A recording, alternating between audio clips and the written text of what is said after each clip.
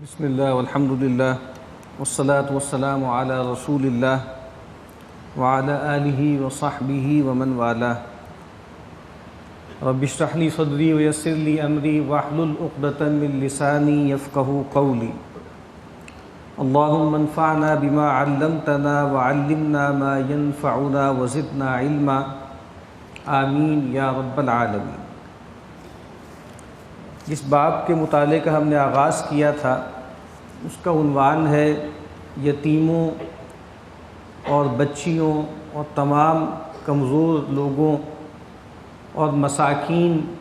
اور وہ لوگ کے جو خستہ حال ہیں ان کے ساتھ لطف و کرم کا معاملہ کرنا، ان کے ساتھ حسن سلوک کرنا، ان پر شفقت برتنا، ان کے سامنے عاجزی اختیار کرنا اور اپنے بازوؤں کو ان کے سامنے جھکا کر رکھنا.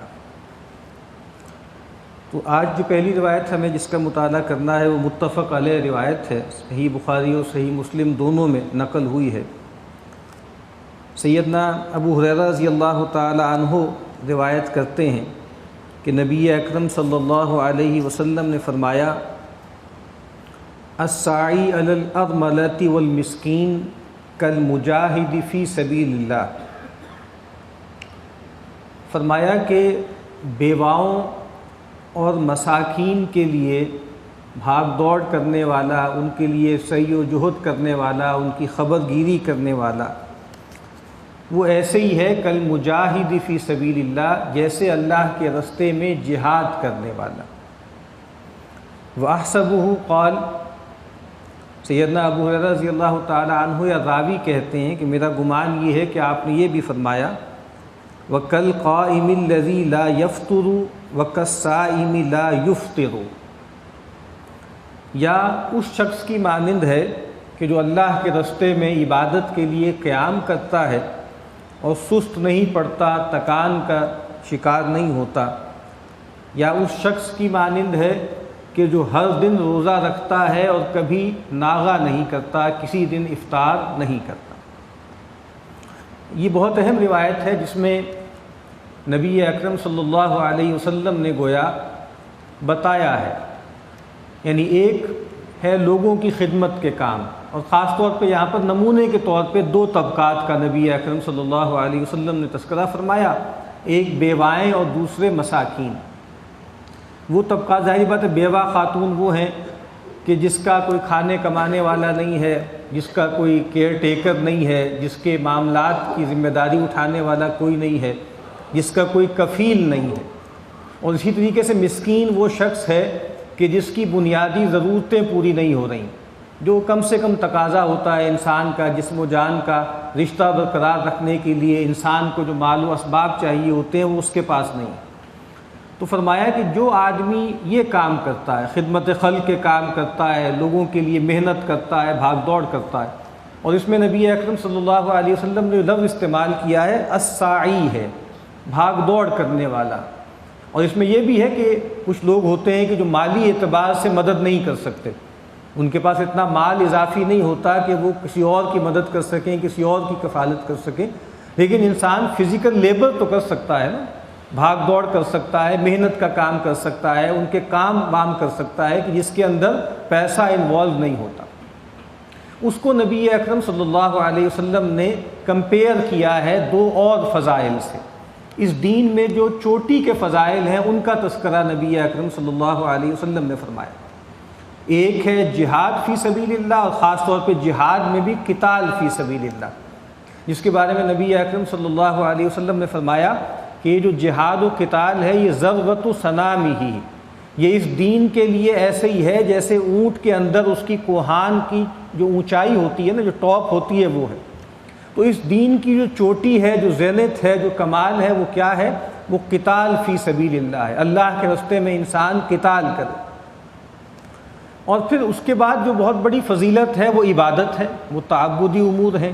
وہ نماز ہے، وہ روزہ ہے. اور آپ دیکھیے گا کہ نبی اکرم صلی اللہ علیہ وسلم کی بھی یہی دو محبوب ترین چیزیں ہیں جو آپ کی سب سے بڑی چاہتیں تھیں، جو آپ کی سب سے بڑی خواہشات تھیں. ایک تو نماز کے بارے میں نبی اکرم صلی اللہ علیہ وسلم نے فرمایا کہ قرۃ عینی فی الصلاۃ، کہ نماز تو میری آنکھوں کی ٹھنڈک ہے، میرے لیے سب سے بڑا سب سے مرغوب عمل کیا ہے؟ وہ نماز ہے۔ ایک طرف آپ نے نماز کے بارے میں، عبادات کے بارے میں یہ فرمایا، اور دوسری طرف آپ نے جہاد و قتال فی سبیل اللہ کے بارے میں آپ نے فرمایا لَوَدِدتُّ أَنْ أُقْتَلَ فِي سَبِيلِ اللَّهِ، میری بڑی خواہش ہے، بڑی تمنا ہے کہ میں اللہ کے رستے میں مارا جاؤں، ثم احیا ثم اقتل ثم احیا ثم اقتل، پھر زندہ کیا جاؤں، پھر مارا جاؤں، پھر زندہ کیا جاؤں، پھر مارا جاؤں۔ تو نبی اکرم صلی اللہ علیہ وسلم کی بھی مرغوب ترین چیزیں یہی دو ہیں، ایک نماز اور ایک قتال فی سبیل اللہ۔ تو یہاں اللہ کے نبی صلی اللہ علیہ وسلم نے لوگوں کی خدمت کے کام، لوگوں کے لیے بھاگ دوڑ کے جو کام ہیں اس کو کمپیئر کیا اور کہا کہ دیکھو یہ مت خیال کرنا کہ عبادات جو ہیں بس وہی اللہ کو راضی کرنے والے اعمال ہیں، یہ مت خیال کرنا کہ اللہ کے رستے میں جہاد و قتال کرنا، اپنی گردن کٹانا یہی بڑا عمل ہے۔ کہا کہ لوگوں کی خدمت کے کام کرنا، لوگوں کے لیے جو ہے بھاگ دوڑ کرنا، یہ بھی بہت بڑی فضیلت کا باعث ہے، اور کہا کہ گویا ایسے ہی ہے، یعنی بیواؤں کی خبر گیری کرنے والا، مسکین کے لیے بھاگ دوڑ کرنے والا ایسے ہی ہے جیسے اللہ کے رستے میں جہاد کرنے والا، اور ایسے ہی ہے جیسا وہ شخص ہے کہ جو ہر رات قیام کرتا ہے۔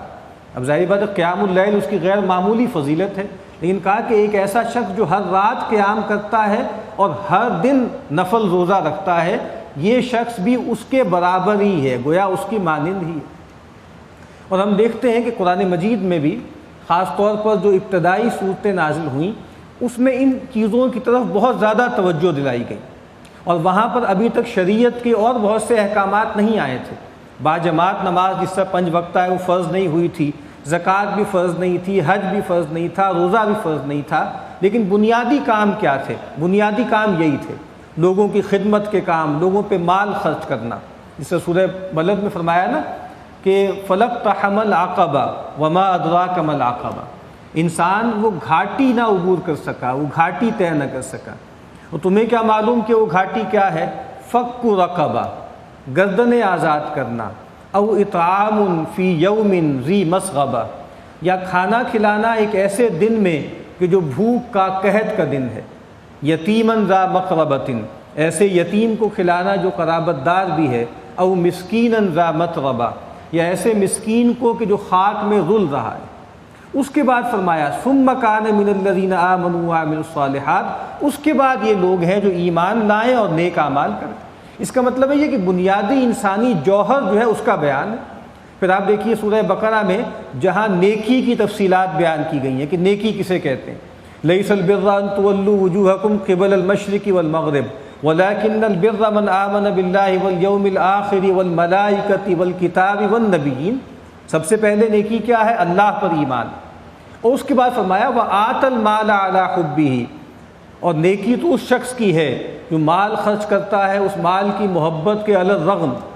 ذوی القربہ قرابت داروں پہ، والیتامى اور یتیموں پر، والمساکین اور مسکینوں پر، وابن السبیل اور مسافروں پر، والسائلین وفی الرقاب، اور وہ مال خرچ کرتا ہے مانگنے والوں پر اور گردنوں کے چھڑانے میں۔ تو گویا یہ بہت بنیادی چیز ہے، اسی لیے صحیح مسلم کی ایک روایت میں الفاظ آتے ہیں کہ نبی اکرم صلی اللہ علیہ وسلم نے فرمایا کہ جو آدمی یہ چاہتا ہے فمن احب ان یزحزح عن النار، جو شخص یہ چاہتا ہے کہ اس کو جہنم سے ہٹا دیا جائے، جہنم سے دور کر دیا جائے، ویدخل الجنہ، اور وہ چاہتا ہے کہ اس کو جنت میں داخل کر دیا جائے، فلتأتہ منیتہ، تو چاہیے یہ کہ اس کو موت آئے اس حال میں، وہو یؤمن باللہ والیوم الآخر، کہ وہ ایمان رکھتا ہو اللہ پر اور آخرت کے دن پر، یعنی جنت میں داخلہ اور جہنم سے رستگاری، اس سے بچت۔ اس کی ایک شرط تو یہ ہے کہ موت آئے اس کو اس حال میں کہ وہ مومن ہو، اللہ پر ایمان رکھتا ہو۔ اور پھر فرمایا کہ وَلْيَأْتِ إِلَى النَّاسِ الَّذِي يُحِبُّ أَن يُؤْتَى إِلَيْهِ، اور لوگوں کے ساتھ اس طرح کا معاملہ کرے جیسا وہ معاملہ چاہتا ہے کہ اس کے ساتھ کیا جائے۔ تو ہم چاہتے ہیں کہ لوگ ہمارے ساتھ محبت کا، رافت کا، رحمت کا، الفت کا، نرمی کا معاملہ کریں، تو ہمیں بھی لوگوں کے ساتھ یہی معاملہ کرنا چاہیے۔ پھر نبی اکرم صلی اللہ علیہ وسلم کی جو شان تھی نبوت کے اظہار سے پہلے، وہ بھی یہی تھی۔ جب نبی اکرم صلی اللہ علیہ وسلم کے ساتھ وہ معاملہ ہوا اور غار حرا میں سیدنا جبرائیل تشریف لائے اور آپ سے کہا کہ آپ پڑھیے، اور آپ نے کہا کہ میں تو پڑھا ہوا نہیں ہوں، اور وہ سارا معاملہ ہوا۔ 3 مرتبہ سیدنا جبرائیل نے نبی اکرم صلی اللہ علیہ وسلم کو بھیجا اور پھر آپ نے وہ پڑھا، اقرأ بسم ربک الذی خلق۔ تو جب آپ تشریف لائے گھر سیدہ خدیجہ رضی اللہ تعالی عنہا کے پاس، تو آپ نے وہاں فرمایا کہ زملونی زملونی، مجھے اڑا دو، مجھے اڑا دو، لقد خشیت علی نفسی، مجھے تو اپنی جان کا خطرہ ہے۔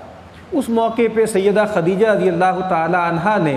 جو الفاظ ارشاد فرمائے، ہم یہ کہہ سکتے ہیں کہ وہ نبی اکرم صلی اللہ علیہ وسلم کی پہلی نعت ہے جو کسی شخص نے کہی ہے، یعنی ایمان لانے کے بعد جو پہلی نعت کہی ہے وہ سیدنا خدیجہ رضی اللہ تعالی عنہا نے کہی۔ وہ الفاظ بہت غیر معمولی ہیں۔ انہوں نے فرمایا کہ کلا، ہرگز نہیں، واللہ ما یخزیک اللہ ابدا، اللہ گواہ ہے، اللہ کی قسم، اللہ کبھی آپ کو رسوا نہیں کرے گا۔ اور اس کا سبب کیا ہے؟ فرمایا کہ انک لتصل الرحم، آپ صلہ رحمی کرتے ہیں، آپ خونی رشتوں کو جوڑتے ہیں، وتصدق الحدیث، اور آپ سچی بات کرتے ہیں، وتحمل الکل،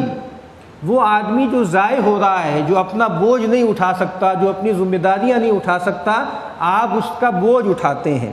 وتکسب المعدوم، وہ آدمی جو ضائع ہو رہا ہے، جو کچھ کرنے کے قابل نہیں ہے، آپ اس کو کما کے دیتے ہیں،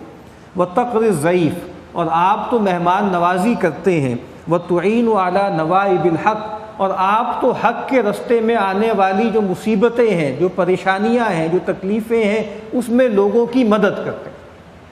تو اسی لیے سیدہ خدیجہ رضی اللہ تعالی عنہا نے بھی یہی سمجھا کہ جو شخص اللہ تعالیٰ کی مخلوقات کے ساتھ اتنا شفیق ہو، رحیم ہو، اس کے ساتھ اتنا لطف و کرم کرنے والا ہو، اللہ تعالیٰ اس کو ضائع نہیں کرے۔ تو اس روایت میں بھی یہ بات فرمائی گئی ہے کہ جو بندوں کے ساتھ تعلقات ہیں، بندوں کے ساتھ نرمی اور رحمت اور رافت کا معاملہ ہے، وہ غیر معمولی اجر کا باعث۔ اس میں چاہتا ہوں ایک غیر معمولی جو الفاظ ہیں جو سیدنا جعفر طیار رضی اللہ تعالی عنہ نے نجاشی علیہ رحمہ کے دربار میں جو ایک تقریر کی تھی،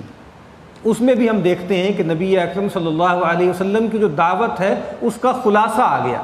اور ظاہری بات ہے کہ یہ ابتدائی دور کی بات ہے، 5 ہجری میں جو ہے وہ ہجرت حبشہ ہوئی تھی، اس کے کچھ عرصے بعد کا یہ واقعہ ہے کہ جب جو ہے وفد گیا ہے وہاں پر اور مطالبہ کیا ہے کہ یہ ہمارے بھگوڑے ہیں، آپ ان کو ہمارے حوالے کریں۔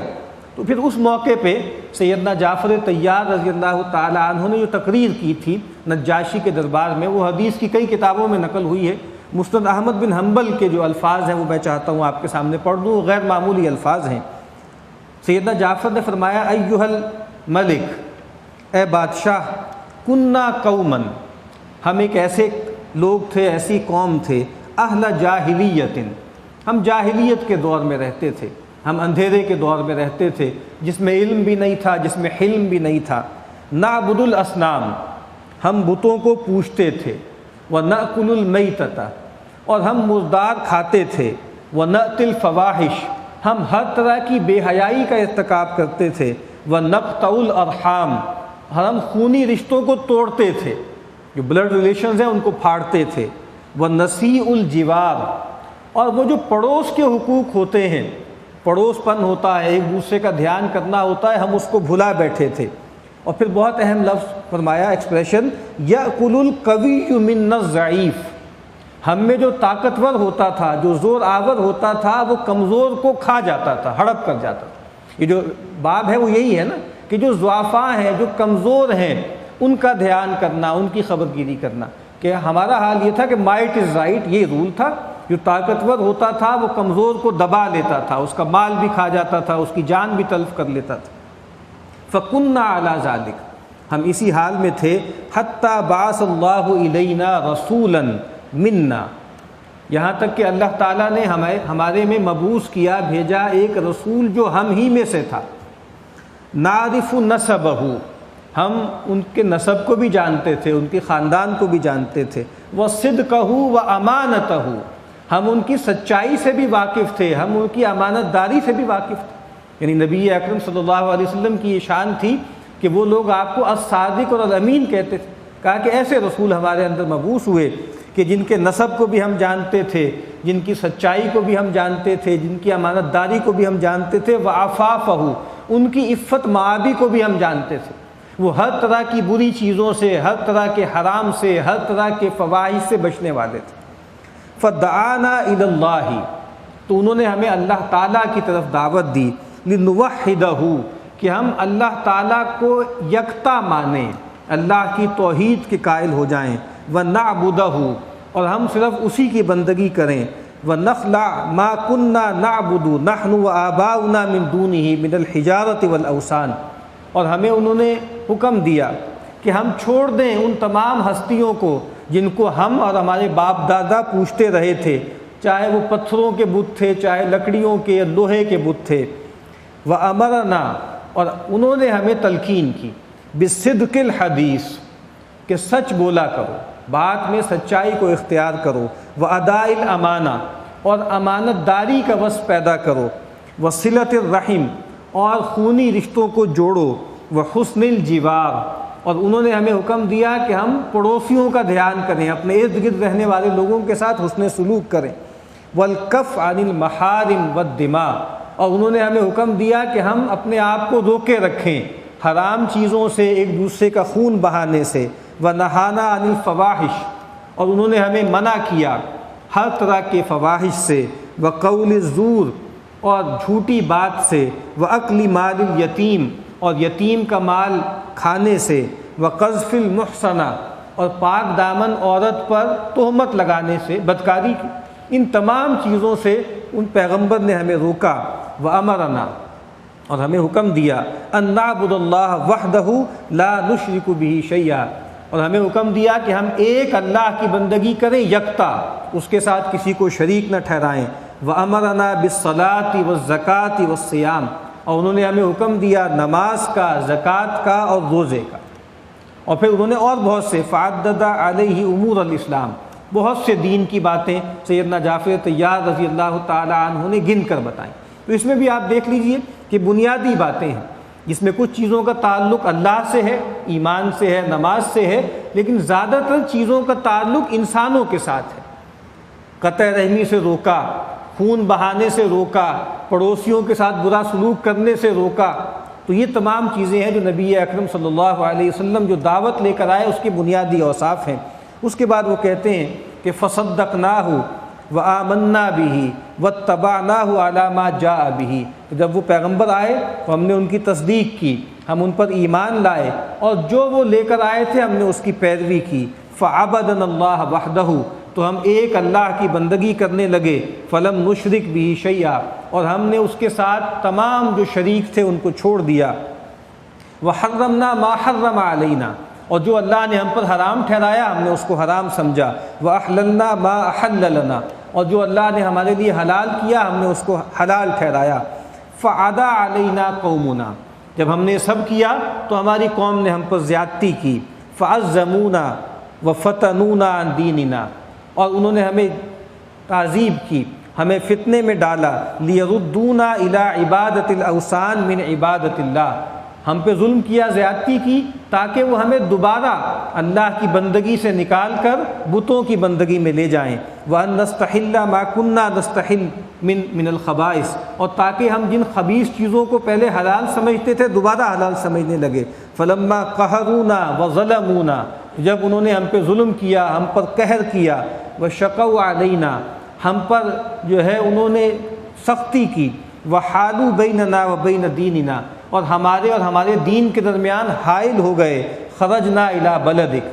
ہم آپ کے بلد کی طرف نکل آئے۔ واخترناک علی من سواک، اور ہم نے آپ کا انتخاب کیا، باقی تمام لوگوں کو چھوڑ کر آپ کے علاقے کا انتخاب کیا۔ ورغبنا فی جوارک، اور آپ کے پاس، آپ کے قریب، آپ کے علاقے میں رہنے میں ہم نے رغبت کی۔ ورجونا، اور ہماری یہ امید تھی، اللہ نظلم عندک، کہ آپ کے پاس ہم پر کوئی زیادتی نہیں کی جائے گی، یعنی چونکہ وہ معلوم تھا کہ نیک نام بادشاہ ہیں، تو نبی اکرم صلی اللہ علیہ وسلم نے اسی لیے ان کی طرف بھیجا، اور یہ توقعات پوری ہوئیں کہ نجاشی نے ان لوگوں کو بھیج دیا، واپس کر دیا، اور مسلمانوں کی خبر گیری کی، اور بہت مدت تک جو ہے ان کی کفالت کرتے رہے۔ تو یہ غیر معمولی جو خطبہ ہے سیدنا جعفر طیار رضی اللہ تعالی عنہ نے نجاشی کے دربار میں ارشاد فرمایا، اس میں بھی بنیادی باتیں یہی ہیں کہ انسانوں کے ساتھ اپنے تعلق کو ٹھیک رکھنا، اور جو لوگ کمزور ہیں، ضعیف ہیں، ان کے حقوق کی ادائیگی کرنا۔ اللہ تعالی ہم سب کو اس کی توفیق عطا فرمائے۔